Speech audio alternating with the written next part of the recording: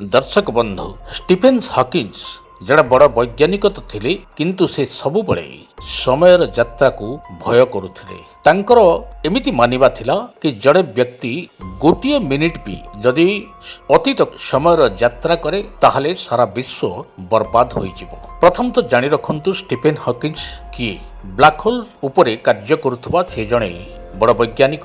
ଏପରିକି ସେ ସମୟକୁ ନେଇ ଏକ ପ୍ରସିଦ୍ଧ ବହି ମଧ୍ୟ ଲେଖିଥିଲେ, ଯାହାକି ବହୁ ମାତ୍ରାରେ ପ୍ରତିଷ୍ଠିତ ହୋଇଥିଲା, ପପୁଲାର ହୋଇଥିଲା। From the big bang to black hole, ଏହି ପୁସ୍ତକଟି ଷ୍ଟିଫେନ୍ ହକିନ୍ସକୁ ଏକ ସ୍ୱତନ୍ତ୍ର ପରିଚୟ ଦେଇଥାଏ। ତେବେ ମୋଟାମୋଟି ଷ୍ଟିଫେନ୍ ହକିନ୍ସ ସମୟର ଯାତ୍ରାକୁ ନେଇ ଏକ ଏମିତି କାର୍ଯ୍ୟ କରିଥିଲେ ଯାହାକୁ ଆମେ ଆଜିର ପ୍ରସଙ୍ଗରେ ଆଲୋଚନା କରିବା। ମୋଟାମୋଟି ଭାବରେ ହକିନ୍ସଙ୍କର ମତ ଥିଲା କି ସମୟର ଯାତ୍ରା ତ ସମ୍ଭବ, କିନ୍ତୁ ଯଦି ସମୟର ଯାତ୍ରୀ ଅତୀତକୁ କିଛି ସମୟ ପାଇଁ ଫେରିଯାଆନ୍ତି ତାହେଲେ ଏହି ବିଶ୍ୱ ପାଇଁ ଏକ ବଡ଼ ବିପଦ ସୃଷ୍ଟି ହୋଇପାରେ। ହକିନ୍ସଙ୍କର ଚିନ୍ତାଧାରାକୁ ଏମିତି ଏକ ଉଦାହରଣରେ ବୁଝାଯାଉ। ପ୍ରଥମ କଥା ହେଲା, ଆପଣଙ୍କର ଜେଜେବାପାଙ୍କର ପିଲାଦିନକୁ ଫେରିଯିବେ ଏବଂ ସେଠାରେ ଆପଣ ଦେଖିଲେ କି ଜେଜେବାପା ଅତ୍ୟନ୍ତ ଦୁଷ୍ଟାମି କରୁଛନ୍ତି ଏବଂ କୌଣସି କାରଣବଶତଃ ଆପଣ ତାଙ୍କୁ ମାରିଦେଲେ। ଏହାଦ୍ୱାରା ଜେଜେବାପାଙ୍କ ତଳ ପିଢ଼ି ଯେତିକି ସେମାନେ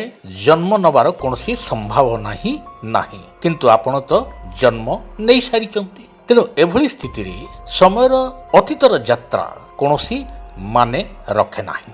ଆହୁରି ମଧ୍ୟ ଏମିତି ବୁଝାଯାଉ, ଆପଣ ଅତୀତକୁ କିଛି ସମୟ ପାଇଁ ସମୟର ଯାତ୍ରା କରି ଫେରିଗଲେ ଏବଂ ସେଠାରେ ଦେଖିଲେ ଯେ ଆପଣ ହିଁ ଏକ ବ୍ୟାଙ୍କକୁ ଚୋରି କରୁଛନ୍ତି। ବ୍ୟାଙ୍କକୁ ରକ୍ଷା କରିବା ପାଇଁ ଆପଣ ନିଜ ବନ୍ଧୁକରୁ ଗୁଳି କରିଦେଲେ ଏବଂ ସେଠାରେ ହିଁ ଆପଣଙ୍କର ମୃତ୍ୟୁ ହୋଇଗଲା। ଯଦି ସେଠାରେ ଆପଣଙ୍କର ମୃତ୍ୟୁ ହୋଇଛି ତାହେଲେ ଆପଣ ବର୍ତ୍ତମାନର ଅତୀତକୁ ଗଲେ କେମିତି? ତା ଅର୍ଥାତ୍ ଆପଣ ବର୍ତ୍ତମାନର ଅତୀତକୁ ଯାଇନାହାନ୍ତି ଏବଂ ଆପଣ ହିଁ ଆପଣଙ୍କୁ ମାରିନାହାନ୍ତି। ତାହେଲେ ଯଦି ସେଠାରେ ଆପଣଙ୍କର ମୃତ୍ୟୁ ହୋଇଛି, ମାରିଲା କିଏ? ଏମିତି ଅନେକ ପ୍ରଶ୍ନରେ ସମୟର ଯାତ୍ରା ଏକ ପ୍ରକାରର ରହସ୍ୟମୟ ମନେ ହୁଏ, ଯାହାକୁ ହକିନ୍ସ ସବୁବେଳେ ଚିନ୍ତା କରୁଥିଲେ କି ସମୟର ଯାତ୍ରା ନିଶ୍ଚିତ ମାତ୍ରାରେ ରହିଛି। ଏହା ନିଶ୍ଚିତ ମାତ୍ରାରେ ଫଳପ୍ରଦ। କୁହାଯାଏ ଅତୀତ, ବର୍ତ୍ତମାନ ଏବଂ ଭବିଷ୍ୟତକୁ ସମୟର ଯାତ୍ରା କରି ବହୁ କିଛି ଓଲଟପାଲଟ କରିଦେଇ ହେବ, କିନ୍ତୁ ଏ ଯାତ୍ରା କେତେ ସମ୍ଭବ? ଆଉ ଯଦି ବି ସମ୍ଭବ, ଏହା କେତେବେଳେ ବି କୌଣସି ପରିସ୍ଥିତିକୁ ବଦଳାଇ ଦେବାରେ ସମର୍ଥ, ଯାହାକି ପ୍ରକୃତିର ନିୟମ ବିରୁଦ୍ଧ। ସଂସାରରେ ଯେଉଁଭଳି ଘଟଣା ଦିନ ପ୍ରତିଦିନ ଦେଖିବାକୁ ମିଳୁଛି, ଏଥିରେ ଗୋଟିଏ କଥା ତ ସ୍ପଷ୍ଟ କି ପ୍ରତ୍ୟେକ ଘଟଣା ଜନ୍ମ ହେବା ପଛରେ ଗୋଟିଏ କାରଣ ରହିଥାଏ। ସୃଷ୍ଟିର ଆରମ୍ଭଠୁ ନେଇ ଆଜି ପର୍ଯ୍ୟନ୍ତ ଯେତିକି ବି ସମୟ ସବୁକିଛି ପରିବର୍ତ୍ତନ ବା ପରିବର୍ତ୍ତିତ ହୋଇ ଆଗକୁ ବଢ଼ିଛି, ପ୍ରତ୍ୟେକ ପରିବର୍ତ୍ତନ ପଛରେ ସେ ଯେତେ କ୍ଷୁଦ୍ରାତି କ୍ଷୁଦ୍ର ଘଟଣା ହେଉ, ଏକ କାରଣ ନିଶ୍ଚିତ ମାତ୍ରାରେ ଲୁଚି ରହିଛି ଏବଂ ବର୍ତ୍ତମାନ ଘଟିଥିବା ଘଟଣାର କାରଣ ଅତୀତ ହୋଇଥିବା ବେଳେ ଜଣେ ଅତୀତକୁ ଫେରିଯାଇ ଏହି କାରଣକୁ ବଦଳାଇବା ପାଇଁ ଚେଷ୍ଟା କଲେ ସମ୍ଭବତଃ ନିଶ୍ଚିତ ମାତ୍ରାରେ ସୃଷ୍ଟିର ପ୍ରକ୍ରିୟାରେ ବାଧା ଉପୁଜିବ ଏବଂ ବାଧା ଉପୁଜିବା ମାତ୍ରେ ଏହା ପ୍ରକୃତିର ସ୍ଥିତି, ପ୍ରକୃତି ଏବଂ ଗତିକୁ ବିଗାଡ଼ି ଦେବ। ଏଭଳି ସ୍ଥିତିରେ ଅତୀତକୁ ସମୟର ଯାତ୍ରା କରିବା ସମ୍ଭବତଃ ବହୁ ବିପଦ। ତେବେ ହକିନ୍ସ ଏହାକୁ ଆହୁରି ଦୃଢ଼ ଭାବରେ ଚିନ୍ତା କରି ଏକ ପ୍ରକାରର ଖୋଜ କରିବା ମଧ୍ୟ ଆରମ୍ଭ କରିଥିଲେ। ସେ ଏକ ନିମନ୍ତ୍ରଣ ପତ୍ର ବାଣ୍ଟି ଭବିଷ୍ୟତରୁ ତାଙ୍କ ପାଖକୁ ଏକ ନୈଶ ଭୋଜି ଗ୍ରହଣ କରିବା ପାଇଁ ଟାଇମ୍ ଟ୍ରାଭେଲର ମାନଙ୍କୁ ବା ସମୟର ଯାତ୍ରୀମାନଙ୍କୁ ନିମନ୍ତ୍ରିତ କରିଥିଲେ ଏବଂ ଏକ ଯେହେତୁ ଉତ୍ସବର ଆୟୋଜନ କରାଯାଇଥିଲା, ନୈଶ ଭୋଜିର ଆୟୋଜନ କରାଯାଇଥିଲା ଏବଂ ସମୟ ଠିକ୍ ରାତି 12ଟା ଦିଆଯାଇଥିଲା। ସବୁକିଛି ରେଡି କରିବା ପରେ ହକିନ୍ସ ବସି ରହିଲେ ଏବଂ ତାଙ୍କର ନଜର ଘଡ଼ି ଓ କବାଟ ପାଖରେ ରହିଥିଲା। ସମୟ ବିତି ଚାଲିଲା, କେହି ଜଣେ ମଧ୍ୟ ତାଙ୍କ ପାଖକୁ ପହଞ୍ଚି ନଥିଲେ ଏବଂ ପୁନର୍ବାର ସେହି ପ୍ରୟାସ ମଧ୍ୟ ହକିନ୍ସ କରିଥିଲେ। ଏଥର ମଧ୍ୟ ନିମନ୍ତ୍ରଣ ପତ୍ର ସତ୍ତ୍ୱେ କେହି ଯାତ୍ରୀ ତାଙ୍କ ପାଖକୁ ପହଞ୍ଚି ନଥିଲେ। ତ ଏଥିରୁ ଦୁଇଟି କଥା ସ୍ୱତଃ ଅନୁମାନ କରିହୁଏ।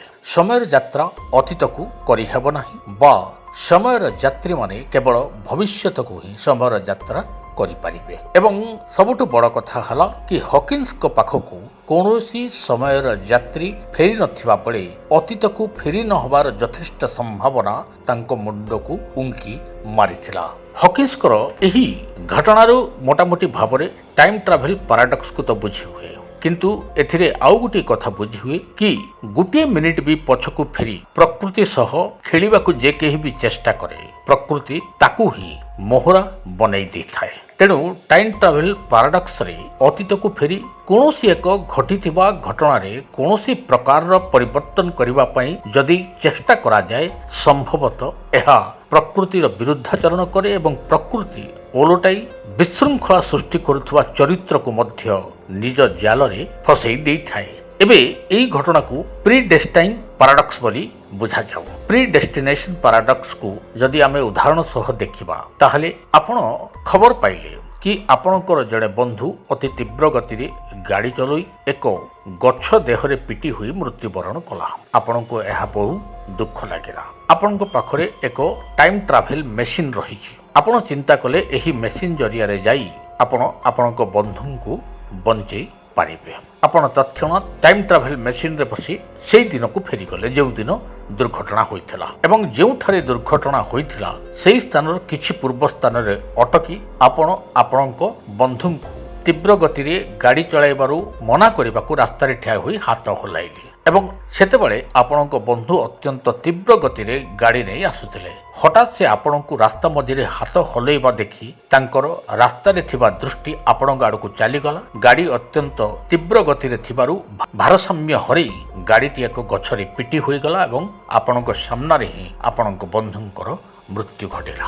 ଏହାପରେ ଆପଣ ପୁନର୍ବାର ନିଜ ସ୍ଥାନକୁ ଫେରି ଆସି ଚିନ୍ତା କଲେ ଯେ ଏମିତି ସମ୍ଭବ ନୁହଁ।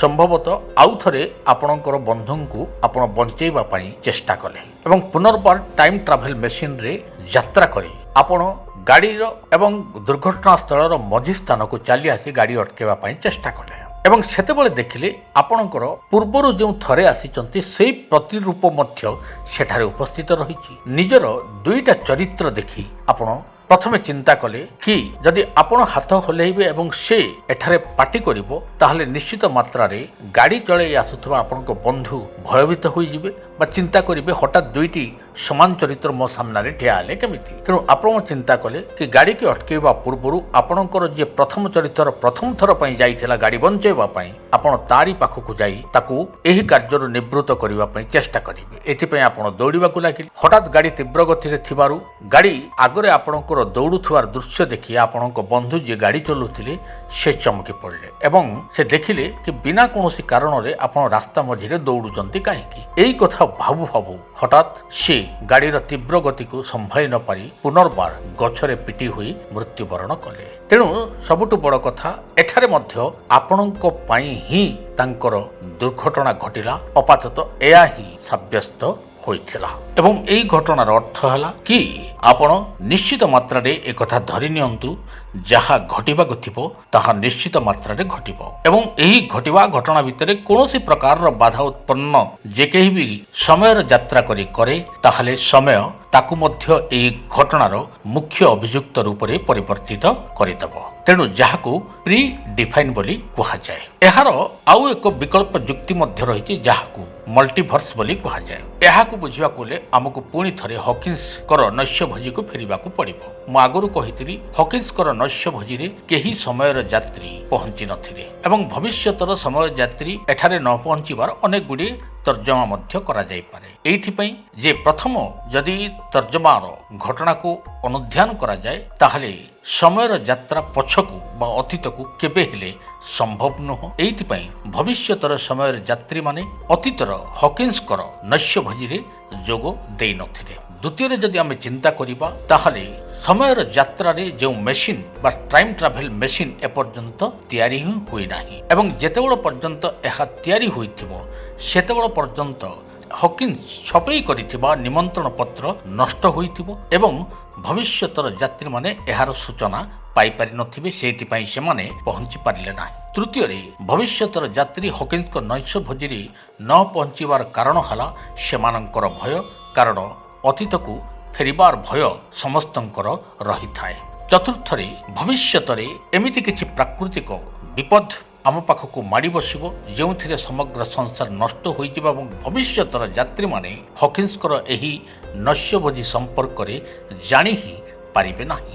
ଏବଂ ପଞ୍ଚମରେ ଯଦି ଆମେ ଚିନ୍ତା କରିବା ତାହେଲେ ହକିନ୍ସଙ୍କର ନୈଶ ଭୋଜିରେ ସମସ୍ତ ଭବିଷ୍ୟ ଯାତ୍ରୀ ପହଞ୍ଚିଥିଲେ, ଭୋଜିରେ ନିୟମିତ ଭାଗ ନେଇଥିଲେ ଏବଂ ସେଇଠାରୁ ଏକ ନୂଆ ଟାଇମ୍ ଲାଇନ୍ ଆରମ୍ଭ ହୋଇଯାଇଥିଲା, ଯାହାକୁ ମଲ୍ଟିଭର୍ସ ବୋଲି କୁହାଯାଏ। ତେବେ ସବୁଠାରୁ ବଡ଼ କଥା ହେଲା ହକିନ୍ସଙ୍କର ନୈଶ ଭୋଜିକୁ ଯଦି ସମଗ୍ର ଘଟଣାର ଦୃଷ୍ଟାନ୍ତକୁ ନିଆଯାଏ ତାହେଲେ ଏହା ସମ୍ଭବ କି ଏପର୍ଯ୍ୟନ୍ତ ସମୟର ଯାତ୍ରା ପାଇଁ ବ୍ୟବହାର କରାଯାଉଥିବା ଟାଇମ୍ ଟ୍ରାଭେଲ୍ ମେସିନ୍ ନିର୍ମାଣ ହିଁ ହୋଇନାହିଁ। ଏହା ସତ୍ତ୍ୱେ ବି ସମୟର ଯାତ୍ରାକୁ ନେଇ ବହୁ ପ୍ରକାରର କଳ୍ପନା ଜଳ୍ପନା ଏବଂ ପ୍ରସଙ୍ଗ ମଧ୍ୟ ରହିଛି। କେବଳ ଏତିକି ହିଁ ଗୋଟିଏ ଯୁକ୍ତି କି ଅତୀତକୁ ଫେରି କୌଣସି ପ୍ରକାରର କାର୍ଯ୍ୟକଳାପ ଯଦି ସମୟର ଯାତ୍ରା ମଧ୍ୟରେ କରାଯାଏ ଏହା ନିଶ୍ଚିତ ମାତ୍ରାରେ ସମୟର ଗତିଶୀଳନରେ ବାଧା ସୃଷ୍ଟି କରି ଏକ ବଡ଼ ବିପଦକୁ ଜନ୍ମ ଦେବ, ଯାହାର ଫଳାଫଳ ନିଶ୍ଚିତ ମାତ୍ରାରେ ଭଲ ହେବ ନାହିଁ। ଆଉ ଭବିଷ୍ୟତକୁ ଯାତ୍ରା କରିବା ଖାସ କରି ଟାଇମ୍ ଟ୍ରାଭେଲ୍ ମେସିନ୍ ଜରିଆରେ ଏହା ଏଯାବତ୍ କୌଣସି ପ୍ରକାରର ତର୍କକୁ ଆସିନାହିଁ। ଯଦି ଆପଣଙ୍କ ଜୀବନରେ ବ୍ୟକ୍ତିଗତ ପାରିବାରିକ ସମସ୍ୟା, କର୍ମକ୍ଷେତ୍ର ନିଯୁକ୍ତି, ବୈବାହିକ ସମସ୍ୟା, ବାସ୍ତୁଦୋଷ ଏବଂ ମାଲି ମକଦ୍ଦମା ଆଦି ସମସ୍ୟା ଥାଏ ତାହେଲେ ସମସ୍ୟାର ସମାଧାନ ଓ ପରାମର୍ଶ ପାଇଁ ଆମକୁ ଯୋଗାଯୋଗ କରନ୍ତୁ। ଜ୍ୟୋତିର୍ବିଦ doctor Bhabani Shankar Mahapatra, Budheswari colony, plot number 26, Bhubaneswar. Phone number 9776833302 9439444924। ଆମର ୱେବସାଇଟ୍ www.srijagannathastro.com। DTV ଓଡ଼ିଆ ଦେଖିବା ପାଇଁ ସବସ୍କ୍ରାଇବ୍ କରନ୍ତୁ ଏବଂ ବେଲ୍ ଆଇକନ୍କୁ ମଧ୍ୟ ଦବାଇ ଦିଅନ୍ତୁ।